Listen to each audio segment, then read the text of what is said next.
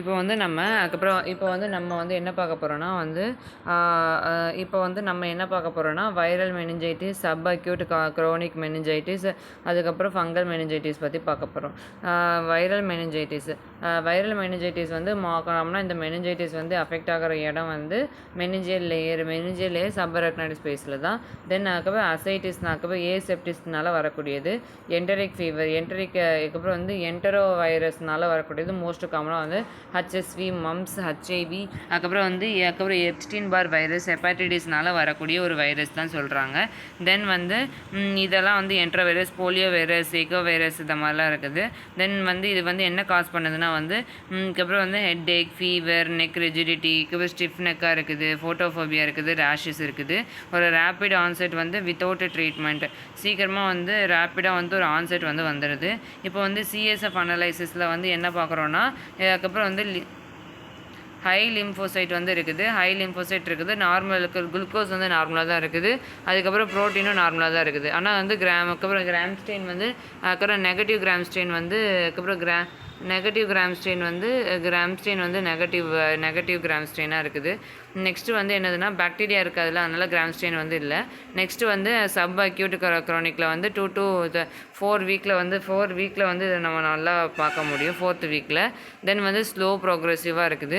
Causes வந்து tuberculosis, நியூரோசிஃபிலிஸ், அதுக்கப்புறம் வந்து லிம்ப் டிசீஸ், அதுக்கப்புறம் வந்து அதுக்கப்புறம் வந்து spherical bacteria and connective tissue, spherical bacteria, connective tissue diseases and medicine. அதுக்கப்புறம் சிம்டம்ஸ் வந்து fever, weight loss, confusion, headache, அதுக்கப்புறம் வந்து ட்ராம்பிங் அண்ட் அதுக்கப்புறம் கிரேனியல் நர்வ் பால்சி, அதுக்கப்புறம் seizure, cranial nerve palsy, seizure இது எல்லாமே வந்திருக்கு.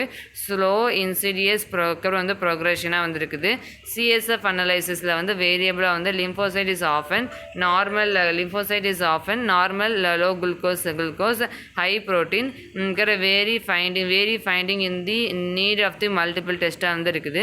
அதுக்கப்புறம் ஃபங்கல் மெனிஞ்சைட்டிஸில் வந்து காமன் காசஸ் வந்து அதுக்கப்புறம் வந்து அதுக்கப்புறம் வந்து கிரிப்டோ, அதுக்கப்புறம் வந்து சைட்டோகாக்கஸ் கேப்சூல் இருக்குது. அதுக்கப்புறம் வந்து ஹிஸ்டோபிளாஸ்மா இருக்குது. அதுக்கப்புறம் கேண்டிடியா வந்து இருக்குது.